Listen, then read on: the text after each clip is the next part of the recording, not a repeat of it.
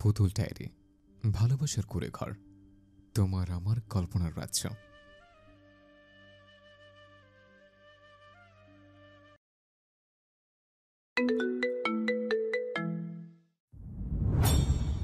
গোসলের আগে কেন জানি তার গাঢ় করে লিপস্টিক দিতে খুব ইচ্ছে করে বিধায় সে দেয়। নিজেকে আর কত বেঁধে রাখবে? রাত 2টা পেরিয়ে গেছে। বাইরে ঝড়ের দাপট, প্রকৃতি অস্থির রাগ প্রকাশ করছে। উত্তরে জানলাটা খোলা, বাতাসের ঝাপটায় সেটি বারবার দেয়ালে আঘাত করে ছনছন শব্দ তুলছে। একটা কাপড় ধরিয়ে দেওয়া অসহ্যকর শব্দ। ফারাজ উপরে ঘুমিয়ে আছে, কালো ট্রাউজার পরা দেহটা শিথিল, নিঃশ্বাস ভারী, দুহাতে শক্ত করে জড়িয়ে রেখেছে কোলবালিশটাকে। রাতে কিছু না ধরলে তার আবার ঘুম হয় না। এতকাল কোলবালিশ ধরে ঘুমাতে হয়েছে। যদিও এখন একটা বিয়ে করেছে, তাও শান্তি নেই। এমন রোমান্টিক বৃষ্টি মুখর পরিবেশও তাকে কোলবালিশ জড়িয়ে ঘুমাতে হচ্ছে। অথচ মাথায় গোবর ঠাসা বউটা কিন্তু তার পাশেই শরীর গুটিয়ে শুয়ে আছে। ফারাজ নিজের খায়েশ মিটিয়ে আরামসে ঘুমাচ্ছে। একবার চিত্রাকে জিজ্ঞাসা করেনি শরীরে কি খুব যন্ত্রণা হচ্ছে? কি নির্দয়, আবার দাবি করে সেটা কি ভালোবাসে। ভালোবাসার শব্দটাকে চিত্র ইদানিং সবচেয়ে সস্তা বলে মনে হয়, যে যখন খুশি যাকে ভালোবাসি বলছে। কিন্তু তারা কি আদৌ জানে ভালোবাসার ডেফিনেশন কি? ভালোবাসা কি শুধু দাবি নাকি দায়িত্ব? চিত্রার চোখে এক ফোঁটাও ঘুম নেই, শরীরে অসহ্য ব্যথা, যেন প্রতিটি পেশির মধ্যে কেউ সূক্ষ্ম ছুরি চালিয়ে দিয়েছে। তার উপর পুরো ঘরটা ঠেকে আছে নিশিম অন্ধকারে। মাঝে মাঝে বাজ পড়ছে, তীব্র আলোর ঝলকানিতে কিছু মুহূর্তের জন্য চারপাশ দৃশ্যমান হচ্ছে। তারপর আবার সেই দম বন্ধকর অন্ধকার। অন্ধকার সহ্য করতে পারে না চিত্রা, বরং বলা ভালো এটা তার জন্য ভয়াবহ একটা দুঃস্বপ্নের মতন। রক্ত আর অন্ধকার, এই দুটো জিনিস তার ভয়াবহ ফোবিয়া। রক্ত দেখলে তার দম বন্ধ হয়ে আসে, হাত পা ঠান্ডা হয়ে যায়। অন্ধকারে মনে হয় কেউ তাকে শ্বাসরুদ্ধ করে হত্যা করার চেষ্টা করছে। অথচ আজকের রাতটা সে বন্দি ঠিক এই ভয়ের মাঝে। সে শুনেছে মৃত্যুর যন্ত্রণা অসহনীয়, কিন্তু দুনিয়ার যন্ত্রণায় যদি এতটা অমানসিক হয়, তবে মৃত্যুর সময় কি ঘটে?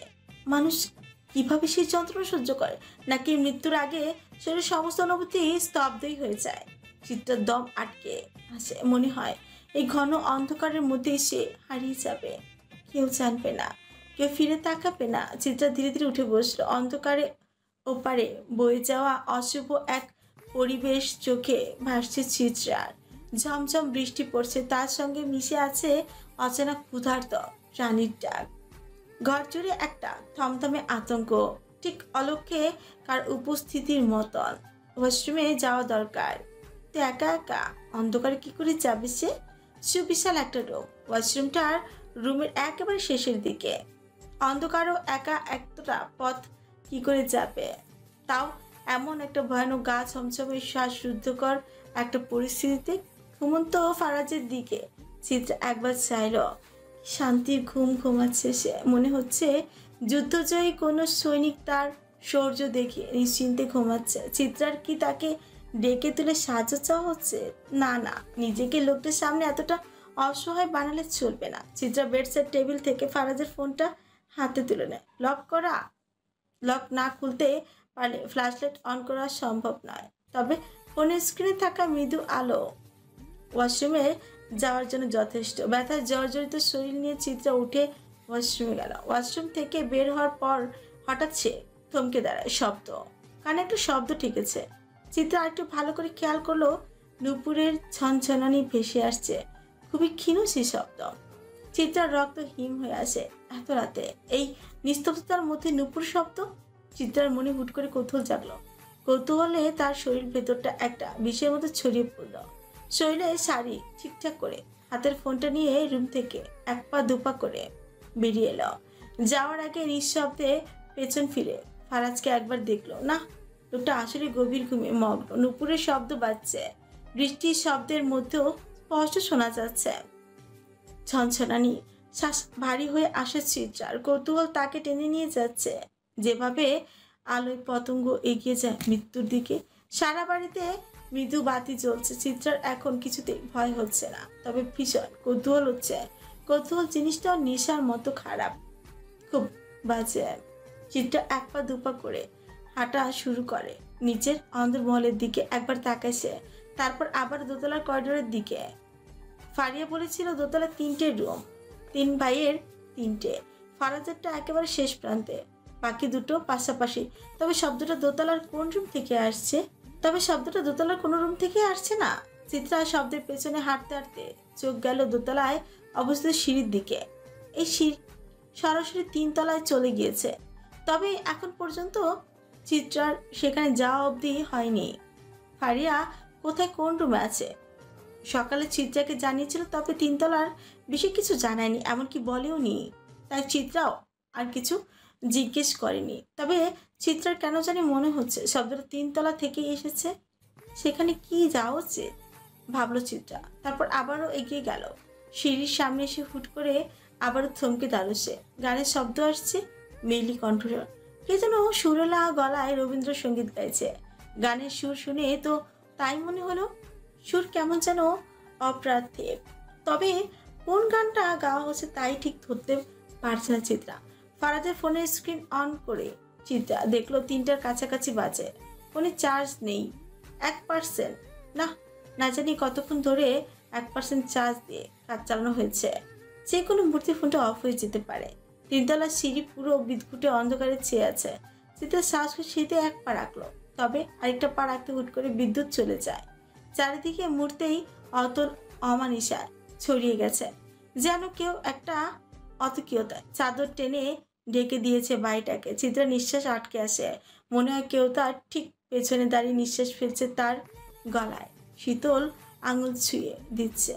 এই অন্ধকারে কেউ কি তাকে চুপি চুপি অনুসরণ করছে? কেউ কি তার কানের কাছে এসে ফিসফিসি বলছে? ফিরে তাকাবে না? ভয়ে হাতের ফোনটা চালু করতে গিয়ে ফোনটা বন্ধ হয়ে গেছে। এখন চিৎকার করলেও তো কেউ রুম থেকে বের হবে না। চারপাশ নিস্তব্ধ না, নুপুরের ছনছনানি, গানের সুর। এখন মনে হচ্ছে শব্দটা তার দিকেই আসছে। চিত্রার সত্যি শরীর কাঁপছে। বাইরে হুটহাট বজ্রপাত হচ্ছে, ভালো মানে বৃষ্টি পড়ছে। আগের তুলনায় বৃষ্টি কয়েক গুণ বেড়ে গিয়েছে। এখন চিৎকার করলো তো কেউ তার গলা শুনতে পারবে না। হঠাৎ শীতল একটা হাত তার কাঁধ স্পর্শ করলো। চিত্রা ভয় চিৎকার করে উঠল। ভয় সে ঝাঁকি খায়। জ্ঞান হারানোর আগে শেষবারের মতন তার চোখে এক ঝলক দৃশ্য ভেসে আসে। গভীর অন্ধকারের ভেতরে দিয়ে দৃষ্টি আটকে যায় একটা মোমের ক্ষীণ আলোতে। তারপর কেবল অস্পষ্টভাবে গলা থেকেই বেরোয়, আপনি? বৃষ্টি থেমেছে বহুক্ষণ, তবু ধরনের বুকে এখনো ভিজে অনুরণিত। বাতাসের শরীরে মিশে আছে কাদামাটি সোদা ঘ্রাণ। বাড়ির পেছনের শ্যাওলা পুকুরটা জল থই থই করছে। কালো নিথর জলে আকাশের ছায়া ভেঙে ভেঙে যাচ্ছে বৃষ্টির টলটলে স্মৃতিতে। বাঁশঝাড়ের শীর্ষে নিশ্চুপ বসে আছে এক মাছরাঙা, গাঢ় নীল সবুজ ডানা ভাঁজ করে অপেক্ষামান। তার ক্ষুধা মিটেনি এখনো। দরজার সর্বশেষ বিন্দুতে দাঁড়িয়ে সে লক্ষ্য রাখছে জলের নিচে লুকিয়ে থাকা শিকারের উপর। মুহূর্তের মধ্যেও দৃষ্টি সরাচ্ছে না, কারণ সে জানে সময়ের শিকারের মুহূর্তেই অস্ত্র। শেষ রাতে ঠান্ডা বাতাস গা ছুঁয়ে যায় কাঁপন ধরে। চিত্র ঘুমিয়ে আছে, নিষ্পাপ একটা মুখ। ফারাজের চোখে চিত্রার গলার দিকে গেল। ইসরে, লালচে দাগ বসে গেছে। মেয়েটার সঙ্গে এতটা পাষণ্ড হওয়া মোটেও ঠিক হয়নি। খুব যন্ত্রণা হচ্ছে হয়তো। তবে ফারাজের কি যেন হয়েছিল রাতে, কেন জানি সোহাগের নামটা একেবারে তীরের মতো করে বুকে বিধি ছিল তার। চিত্রা তার স্ত্রী, সে পরপুরুষের নাম কেন নিজের মুখে আনবে? ফারাজ নিজের ভাগ অন্যকে দিতে শিখেনি, শুধুই শিখেছে কেড়ে নিতে, ছিনিয়ে নিতে। তবে এমন বাসরের স্বপ্ন ফারাজ কল্পনা করেনি। কিন্তু ফারাজ চিত্রার ব্যথার জায়গায় ঠোঁট ছোঁয়ালো। চিত্রা অস্থিরভাবে নড়ল, কিন্তু জেগে উঠল না। ফারাজ একটু থমকে গেল, তারপর ধীর পায়ে ওয়াশরুমের দিকে এগোলো। দরজার হাতলে হাত রাখতেই একটা দ্বিধা জেগে উঠল তার ভেতরে। মুহূর্তের জন্য থমকালো, তারপর আবারও ফিরে এলো বিছানায়। চিত্রার পাশে বসে গভীর দৃষ্টিতে তাকিয়ে থাকলো তার শান্ত মুখের দিকে। অস্পষ্ট স্বরে ফারাজ বলল, শুনেছি ব্যথার উপর ব্যথা দিলে নাকি ব্যথা সারে। আমি তোমার সেই সকল ব্যথা হয়ে জন্মাতে চাই। তুমি না হয় ব্যথার উপর আরো খানিকটা ব্যথা দিয়ে দেহের সঙ্গে আমার মনের ব্যথাটাও মুছে দিও প্রিয়তমা। চিত্রা ঘুম ভেঙে হালকা হয়ে আসে। ধীরে ধীরে চোখ মেলে তাকায় সে। ব্যথার ভারে শরীর অবশ লাগছে। সে কিছুক্ষণ ফারাজের মুখের দিকে তাকিয়ে থাকে, দৃষ্টি অনুভূতিহীন, নির্বিকার। ফারাজের নিজেকে অপরাধী মনে হচ্ছে। নিয়ন্ত্রণ জিনিসটায় সে অভ্যস্ত নয়, তাই এবার ভুল হয়ে গিয়েছে। তবে আর কখনো এমন ভুল হতে দেওয়া যাবে না।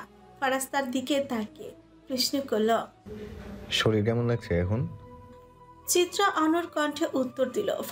যেমন রেখেছেন তেমনই। ফারাজের চোখে একটু কুঞ্চন ফুটে উঠল। ট্যারামি করো কেন? চিত্রা তাচ্ছিলের হাসি হেসে বলল, তেরামি সহ্য করছেন কেন? মেরে ফেলুন না। ফারাজ এক মুহূর্ত চুপ করে থাকলো, তারপর শান্ত গলায় বলল, তুমি মরলে আমিও মরে যাব। চিত্রার ঠোঁট একবার কেঁপে উঠল, কিন্তু নিজেকে সামলে নিল। বেঁচে থেকে কি পেয়েছেন? ফারাজ এক চিলতে হাসল। তোমায়? চিত্রার হৃদস্পন্দন এক লহমায় থেমে গেল যেন। সে ফিসফিস করে বলল, আপনি আমাকে ভালোবাসেন? মনকে জিজ্ঞেস করো। ভালোবাসার প্রমাণ আছে, দিতে পারবেন? ফারাজ তার গভীর চোখ দুটো চিত্রার চোখে স্থির করে বলল, প্রমাণ তো তুমি নিজেই প্রিয়তমা। তুমি আজ মিসেস ফারাজ এলাহি, এতটুকু কি যথেষ্ট নয়? চিত্রা নীরব হয়ে গেল। এই লোকের সঙ্গে যুক্তিতে পেরে ওঠা অসম্ভব। সে উঠে বসার চেষ্টা করলো, কিন্তু পারল না। শরীরে কোথাও যেন প্রচন্ড ব্যথা ছড়িয়েছে, বিশেষ করে বাম হাতে। ফারাজ তাকে ধরে বসিয়ে দিল। মুখে কোনো অনুভূতি ছাপ নেই, শুধু শীতল এক দৃষ্টি। মাঝরাতে বাড়ি ঘুরে দেখার শখ হলো কেন? চিত্রা আসল কারণ বলল না। বললে হয়তো ফারাজ ব্যঙ্গ করে হাসবে, তার দুর্বলতাকে উপহাস করবে। এমনি মন চাইলো তাই। ফারাজ চোট পাকালো। তাই বলে যেই মেয়ে অন্ধকারকে ভয় পায়, তার একা অন্ধকারের মাঝে হাঁটা কি বিপজ্জনক নয়? চিত্রার চোখ বিস্ময়ে স্থির হয়ে গেল। তার মানে ফারাজ তার ভয়, তার অন্ধকার ভীতি সম্পর্কে জানে। সে ধীরে বলল, আর কি জানেন আমার বিষয়ে? ফারাজ মুচকি হাসল, তারপর গভীর স্বরে বলল, ওই যে ওইটাই। তুমি যেটা জানো না ওইটাই আমি জানি। যা দেখোনি তাও দেখেছি। চিত্রার মুখমণ্ডল রাগে লাল হয়ে উঠল। মনে মনে ফারাজকে শত শত গালিও দিল। লোকটার মুখ থেকে কখনো মধু ছাড়া, সবসময় সাপের মতো বিষ ছড়ে। জন্মের পর মধুর বদলে বিষ খাইয়ে দেওয়া হয়েছিল নাকি? বমি করে বিষ মুখ দিয়ে না বের করে পেছন দিক দিয়ে বের করেছে বিধায় আজ এই হাল। ফারাজ ধীরে ধীরে চিত্রার দিকে এগিয়ে আসে। ফারাজের প্রতিটি কদমে চিত্রা এক পা দুপা করে পিছিয়ে যাচ্ছে। হঠাৎ চিত্রা ভয়ে চোখ বন্ধ করে ফেলে, কাপা কণ্ঠে জিজ্ঞেস করে, কি করছেন? উদ্দেশ্য কি আপনার? ফারাজ চিত্রার মাথায় একটা মৃদু গাচ্চা মেরে বলে, है जो इरादे बता दूं तुमको, शर्मा ही जाओगी तुम। धड़कने जो सुना दूं तुमको, घबरा ही जाओगी तुम। हमको आता नहीं है छुपाना, होना है तुझ में फना। চিত্রার চোখ মেলে তেজি দৃষ্টিতে ফারাজের দিকে তাকায়। ফারাজ হেসে চোখ মেরে বলে, তার চোখে চাইলে মনের অসুখ হয়, প্রিয়তমার তরে হৃদয় ক্ষয়। সকালটা অদ্ভুত এক আবেশেই মোড়ানো। চিত্রা আয়না দাঁড়িয়ে আছে, শাড়ি পরানো হচ্ছে তাকে। প্রতিদিন নীলুই এই কাজটা করতো, তবে আজ সে আসেনি। এমনকি নীলুর মাও কাজে আসেনি। একটু আগে রুমানা বড় একটা বক্স এনে চিত্রা হাতে ধরিয়ে দিয়েছিলেন। ভারী গহনার ভরা সেই বক্স। মুখে একটা কঠিন হাসি এনে বলেছিলেন, আমাদের বাড়ির বউরা খালি গলায় থাকে না, হাত পা স্বর্ণে ঢাকা থাকে। ফারাজের বউয়ের জন্য জমিদারি গহনা তোলা রাখা ছিল, এখন থেকে এসবের মালিক তুমি। চিত্রা বক্স খুলতে বিস্ময় হতবাক হয়ে যায়। এত গহনা, প্রতিটাই ভারী জমকালো। কাজের মেয়ে যখন একটা ভারী হার তার গলায় পরানোর চেষ্টা করলো, চিত্রা সঙ্গে সঙ্গে চেঁচিয়ে উঠল, এসব আবার কেমন অত্যাচার? আমি এসব করতে পারবো না, মরেই যাব দম বন্ধ হয়ে। ফারাজ তখন আয়নায় উল্টো পাশে দাঁড়িয়ে নিজের শার্টের বোতাম ঠিক করছিল। কালো রঙের একটা শার্ট, চুলগুলো পরিপাটি করে আঁচড়ানো, পারফিউমের গাঢ় গন্ধ ছড়িয়ে পড়েছে পুরো ঘরে।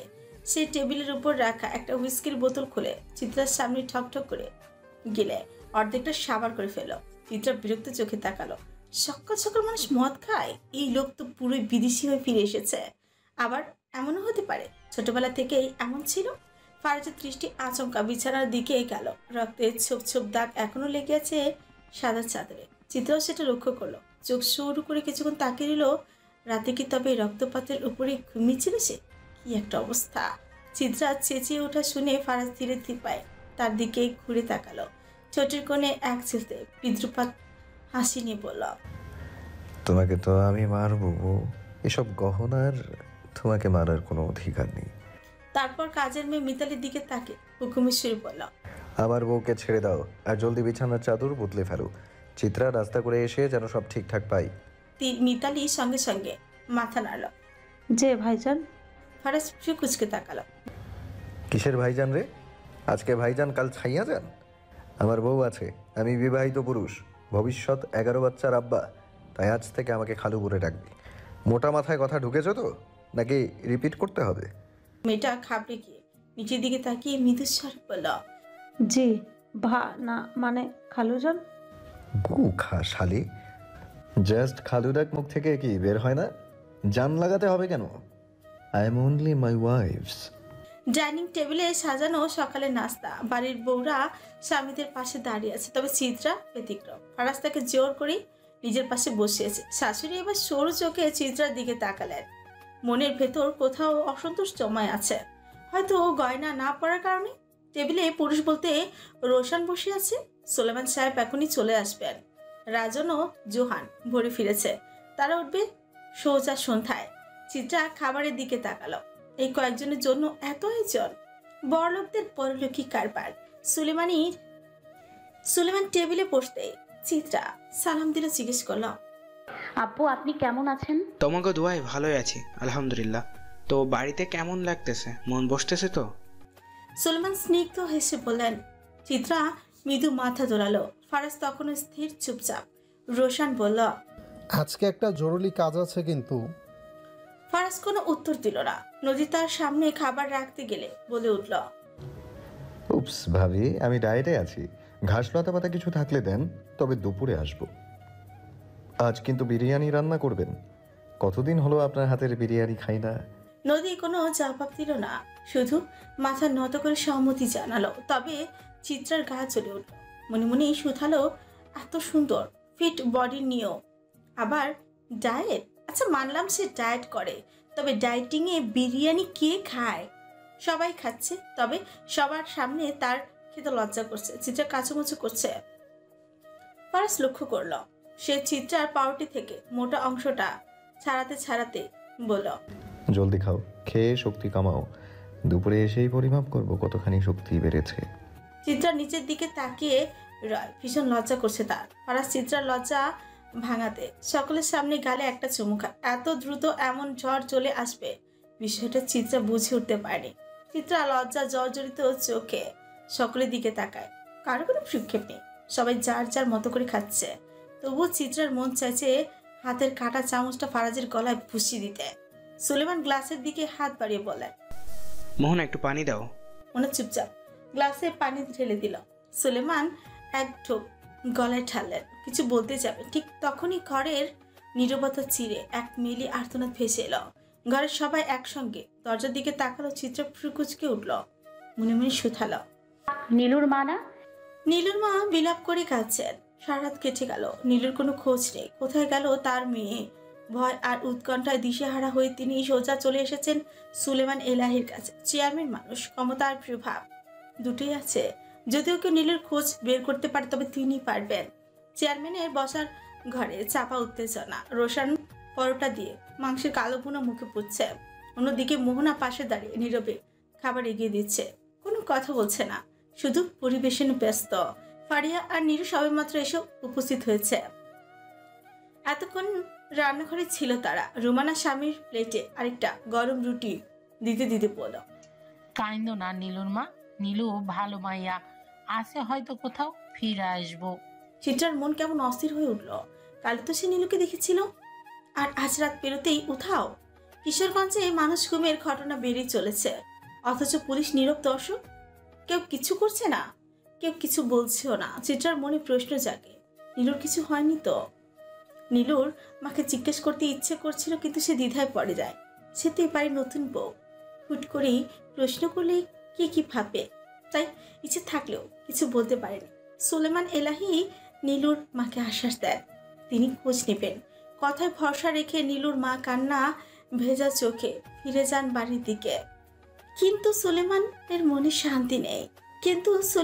শান্তি নেই। একের পর এক অপরাধের অভিযোগ এসে তার দরজা হাজির হচ্ছে, অথচ পরিস্থিতির উন্নতি নেই। অপরাধের পাল্লা ভারী হচ্ছে প্রতিদিন। তবে সুলেমান এলাহি এখনো বিশ্বাস হারাননি, এত সহজে তিনি হাল ছাড়বেন না। কিছু একটা করতেই হবে দ্রুতই, এভাবে আর চলতে দেওয়া যায় না। তোমার কিছু লাগবে ফারাজ ভাই? কি সব সালাদ খাচ্ছ? নীরু কৌতূহল ভরা কঞ্চে প্রশ্ন করলো ফারাজ ফিকুচকে তার দিকেই তাকায় বলে, হাওয়া লাগবে, দূরে যা, হাওয়া আসতে দে। এমনিতেই আমার বউ হচ্ছে আগুন সুন্দরী, তার পাশে বসলে আমার ভেতরের টেম্পারেচার অটোমেটিক বেড়ে যায়। চিত্রা লজ্জা নিচের দিকে তাকিয়ে আছে। নীরু ফারাজের কথা হজম করতে পারলো না, সেই মুখটা ফেংচি কেটে চিত্রার দিকে তাকালো। গলার লালচে দাগগুলোর দিকে চোখ গেল। নীরুর ভেতরটা একেবারে জ্বলে পড়ে যাচ্ছে। ফারাজ এক চামচ সালাদ মুখে দিয়ে নির্বিকার ভঙ্গিতে চিবাতে বলল, পোড়া পোড়া গন্ধ পাচ্ছি। হ্যাঁ আব্বা, ফায়ার সার্ভিসকে কল করেন। নীরু লজ্জায় আর এক মুহূর্ত দাঁড়াতে পারল না, তড়িঘড়ি করে রান্নাঘর দিকে চলে গেল। খাবার টেবিলে বসে থাকা সবাই একে অপরের দিকে চাইল, যদিও রোশান বাদে। ফারাজের কথার আসল মানে কেউই ঠিকই বুঝে উঠতে পারেনি। সুলেমান এলাহি চিন্তিত গলায় জিজ্ঞেস করলেন, কি পড়তাছে? ফারাজ চোখের পলক না ফেলি বলল, আবিয়াত্তাগুলোর মন আব্বা, জলদি বাড়ির আবিয়াত্তাগুলোকে নিকাহ করিয়ে দেন। সুলেমান এলাহির হাতের গ্লাসটা প্রায় পড়ে যাওয়ারই উপক্রম। তীব্র কাশিতে গলা শুকিয়ে আসে তার। এই ছেলের মুখের ভাষা আর বন্দুকের গুলি সমান, একটা বের হলেই জীবন কেড়ে নেয়, আর অন্যটা বের হলে ইজ্জত।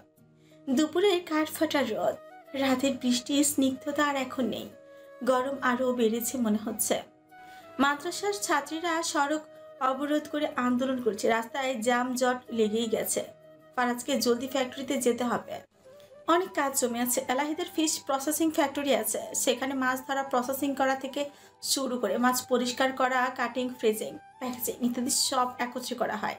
তাছাড়া মাছকে বাজারজাত করার উপযোগী করে রপ্তানির জন্য প্রস্তুত করা হয়। ফ্যাক্টরির পাশে অবস্থিত 3 তলা বিশিষ্ট বিল্ডিংটাকে এলাহিদের অফিস কার্যালয় কিংবা প্রশাসনিক ভবনও বলা চলে। প্রশাসনিক কার্যালয়ে রোশান, রাজন, ফারাজ সকলেরই আলাদা আলাদা চেম্বার আছে। তবে ফারাজের চেম্বার বেশিরভাগ সময় খালি থাকে। প্রধান কারণ, তার দেশে আসা খুব একটা হয় না। তবে এবার তার হুট করে দেশে আসার বিষয়ে কারো কিছুই জানেনি, জিজ্ঞেস করার সাহসই নেই কারো। ফারাজ তড়িঘড়ি করে হাতের ঘড়িটির দিকে একবার তাকায়। অফিসে আজকে নতুন এক কাস্টমার আসবে, তার সঙ্গে ডিল করতে হবে। লেট হলে কি করে চলবে? অভ্র, তুই গিয়ে একটু দেখে আয় তো, বাহিরে কার বাপ মরেছে। অভ্র ফারাজের সহচর বলা চলে, তার প্রতিটি কাজে অভ্রর জানা আছে। অভ্র ছেলেটার গায়ের রং শ্যামলা, তবে অদ্ভুত সুন্দর দেখতে। ফারাজের সব কাজ তদারকি করে সে। ফারাজ আবদার করলে হয়তো জানটাও বের করে হাতে ধরিয়ে দেওয়ার মতো সাহস আছে তার। অভ্র ফারাজের কথা শুনে গাড়ি থেকে বের হয়ে যায়। খানিকক্ষণ বাদে ফিরে এসে ফারাজকে জানায়, বাহিরে আন্দোলন হচ্ছে, মাদ্রাসার ছাত্রীকে গণধর্ষণ করে হত্যা করা হয়েছে। তাতে সবাই আন্দোলনই করছে, হত্যাকারীর শাস্তি দাবি করছে। ফারাজ ফোনে গেমস খেলছিল, নির্বিকারভাবে জিজ্ঞেস করল, কাদের কাজ সব বলতো? আর কাদের হবে ভাই? সোহান পালোয়ানের লোকদেরই কাজ। ওদের ভিতরে যে এত নষ্টমী কই থেকে আসে? আসলে কি আর বলবো বল, বেডা মানুষের শরীরে কৃমি আছে, হুটহাট কৃমি নাড়া দেয় আর চুলকানি শুরু হয়। যাই হোক, তুই গিয়ে রাস্তা খালি করা। অভ্র একটু চুপ থেকে বলল, ভাই আপনিও তো বেডা মানুষ। ফারাজ ফোনের থেকে চোখ সরিয়ে অভ্রর দিকে তাকালো, কপাল কুচকে জবাব দিল, আমার শিরায় তো আবার চুলকানি নাই যে মেয়ে মানুষ দেখলেই কুরকুরানি শুরু হয়ে যাবে। আমি এক জায়গায় ঠিক থাকার মানুষ, ভণ্ডামি করলে এক জায়গাতেই করব। 12 ঘাটের পানি খাওয়া পাবলিক এই ফারাজ এলাহি নয়, বুঝেছ কুদ্দুসের বা? অভ্র জবাব না দিয়ে গাড়ি থেকে বের হতে নিলে ফারাজ পেছনে থেকে তাকে আরেকবার ডাক দেয়, হেসে বলে, অফিসের কাজ শেষ হলে আজকে একটু তোদের নষ্টামি কমিয়ে দিয়ে আসবো। শালার অনেকদিন ধরে ঝামেলা করি না, কি বোরিং একটা জীবন। লাইফে একটু বিনোদন না থাকলে কি চলে? সারা বাড়ি ঘুরে ক্লান্ত হয়ে চিত্রা নিজেই রুমে এসে বসে। এই বাড়িতে করার মতো কাজ নেই, তাই সময় ফুরায় না। 4 দেয়ালের ভেতর কাটাতে কাটাতে তার দম বন্ধ হয়ে আসছে। বাইরে গিয়ে একটু হাওয়া খাওয়া খুব ইচ্ছে যাচ্ছে মনে। চিত্রার মাথায় হঠাৎ ফারিয়ার কথা আসে। মেয়েটার স্বামী নাকি এই বাড়িতেই থাকে, তবে এখন অব্দি তার সঙ্গে দেখা হয়নি চিত্রার। আর জোহানের বাবা, তার সঙ্গেও তো এখনো কথা হলো না। যদিও জোহানের সঙ্গে কথা হয়নি। চিত্রা ধীর পায়ে উঠে দাঁড়ায়, আঁচলটা ভালো করে গুছিয়ে নেয়। তারপর এক পা দুপা করে ফারিয়ার রুমের দিকে এগিয়ে যায়। ফারিয়ার রুমটা সঙ্গে নদীর আর মোহনার রুম। নদীর রুমটার মাঝে পড়েছে আর ফারিয়া এবং মোহনার দুই পাশে। ফারিয়ার রুমের দরজা খোলা, নুরির সঙ্গে খেলছে সে। চিত্রা নুরিটাকে শুরু থেকেই সে দেখেছে। ফারিয়ার সঙ্গ খুব পছন্দ করে মেয়েটা, একই রক্ত সম্পর্কে ফুপু বলে কথা। চিত্রার রুমে ঢুকতেই তাকে দেখে ফারিয়া উচ্ছ্বাসিত হয়ে হেসে বলে, ভাবি আপনি আসেন আসেন, এখানে বসেন। আসলে রুমটা গোছানো হয় নাই, তাই কিছু মনে করবেন না। ফারিয়ার মুখে লজ্জা মিশ্রিত হাসি। চিত্রা খাটে গিয়ে বসে মৃদু স্বরে বলে, একা একা ভালো লাগছিল না, তাই তোমার কাছে চলে আসলাম। আপনার যখন ইচ্ছে তখনই চলে আসতে পারেন, আন্তরিক কঞ্চে বলল ফারিহা। চিত্রার দৃষ্টি আচমকা পরে টেবিলের উপর রাখা অ্যালবামের দিকে। ফারিয়ার ছবি, বিয়ের ছবি, উজ্জ্বল শাড়ি আর সাজে তাকে অপূর্ব লাগছে। পাশে শেরওয়ানি পরা এক যুবক, বয়স খুব বেশি নয়, গায়ের রং শ্যামলা। তুমি অনেক সুন্দর ফারিয়া। ফারিয়া একটু লজ্জা পেল। মৃদু লজ্জায় ফারিয়ার চোখ নামিয়ে আনে, তারপর বলল, আপনার থেকে বেশি না। চিত্রা হেসে বলে, এই বাড়ির সবাই সুন্দর, পুরুষ হোক কিংবা নারী। পুরুষ মানুষের বেশি সুন্দর হওয়ার দরকার পড়ে না, তবে নারীদের সৌন্দর্য হচ্ছে তাদের অস্ত্র। যার সৌন্দর্য যত বেশি, তার ক্ষমতা তত বেশি। ফারিয়া মৃদু হাসে। চিত্রা একটু চুপ থেকে বলে, তা অবশ্য জানি, পুরুষ বাঁচে অর্থে আর নারী বাঁচে সৌন্দর্যে। একটু থেমে এসে আবারও বলে, বাইরে যাবে? আমার এখনো বাড়ির আশপাশটা দেখা হয়নি। ফারিয়া চোখ আনন্দে ঝলমল করে ওঠে। লম্বা সুঠাম গড়ন তার ভাইয়ের থেকেও বেশি সুন্দর যেন। ভেতরে কোথাও একটা চঞ্চলতা আছে, যা প্রকাশ করতে চেয়েও যেন পারে না। নুরিকে করে তুলে নেয় চিত্রা। এত মায়াবী একটা ছোট্ট প্রাণ, তারও তো এমন একটা মেয়ে শিশুর শখ। কিন্তু বাচ্চার কথা মনে পড়তেই ফারাজের মুখ ভেসে ওঠে চোখের সামনে। বাচ্চার বাবা কে হবে? ফারাজ এলাহি। বাচ্চার বাবা কে হবে? ফারাজ এলাহি। এলাহি বাড়ির চারপাশে বাগান, সামনের দিকে ফুলের বাগান, তবে পেছনে ফল ফলাদি সহ নানা রকম গাছের আস্তানা। বিশাল প্রাচীরে ঘেরা জমিদার বাড়ি। বাইরে থেকে রীতিমতো পূর্ণ জমিদারি রীতির ছাপ, অথচ ভেতরে আধুনিকতার ছোঁয়া। বাড়ির সামনের অংশে একটা ফোয়ারা আছে। বাড়ির পশ্চিম পাশে আরেকটা পুকুর আছে, শান বাঁধানো পুকুর ঘাট। সেই পুকুরের যত্নের জন্য আলাদা লোক আছে। তাহলে বাড়ির পেছনে থাকা পুকুরটা কি দোষ করেছে? তার কোনো যত্ন না হচ্ছে না কেন? শান বাঁধানো পুকুর পাড়টার সামনে দোলনা আছে। ফারিয়া চিত্রাকে নিয়ে সেখানে যায়। দুজনে দোলনায় গিয়ে বসে। দোলনায় হালকা দুলুনির সঙ্গে বিকেলের স্নিগ্ধ বাতাস মনটাকে অদ্ভুত প্রশান্ত করে তোলে। ভাবি আপনি গান পারেন? চিত্রা মাথা নাড়ে। না, আমি পারি বলি হাসি ফারিহা। একটা শোনাও তবে। পরে গুনগুনিয়ে গাইতে শুরু করলো একটা রবীন্দ্রসঙ্গীত। এই মায়াবী সুর শুনতে শুনতে চিত্রার রাতের কথা মনে পড়ে যায়। কাল রাতেও তো একটা রবীন্দ্রসঙ্গীতই শুনেছিল সে। তার শরীর কেমন শিউরে উঠে। ধীরে ধীরে মাথা তুলে তিনতলার দিকে। কাঠের জানলাগুলো বন্ধ, অথচ মনে হচ্ছিল কেউ আড়াল থেকে তাকিয়ে আছে। চিত্রা গভীর কণ্ঠে বলে, তিনতলায় কে থাকে? ফারিয়া চমকে তাকায়। মুহূর্তের জন্য কেমন যেন অস্বস্তিতে পড়ে যায়, তারপর স্বাভাবিক হয়ে মৃদু হাসে। কেউ না। কেন? না মানে ওইখানে তো যাওয়া হয়নি। তুমি যাইতে চাও? চিত্রা মাথা নাড়ে। ফারিয়ার অবশ্যই দৃষ্টিতে বলে, নিয়ে যাব একদিন। চিত্রা চুপ করে যায়, চারপাশে তাকায়। আবার দুপুর গড়িয়ে বিকেল হয়ে গেছে। ফারাজের দুপুরে আসার কথা ছিল, কিন্তু এখনো আসেনি। ক্ষুধা পেয়েছে তার, কিন্তু রুমানা তাকে বলে দিয়েছেন ফারাজ আসার পর তার খাবার পরিবেশন করেই যেন চিত্রা খেতে বসে। বাড়ির নিয়ম, এসব নিয়ম চিত্রা একদম ভালো লাগে না। চিত্রার পড়ালেখার শখ।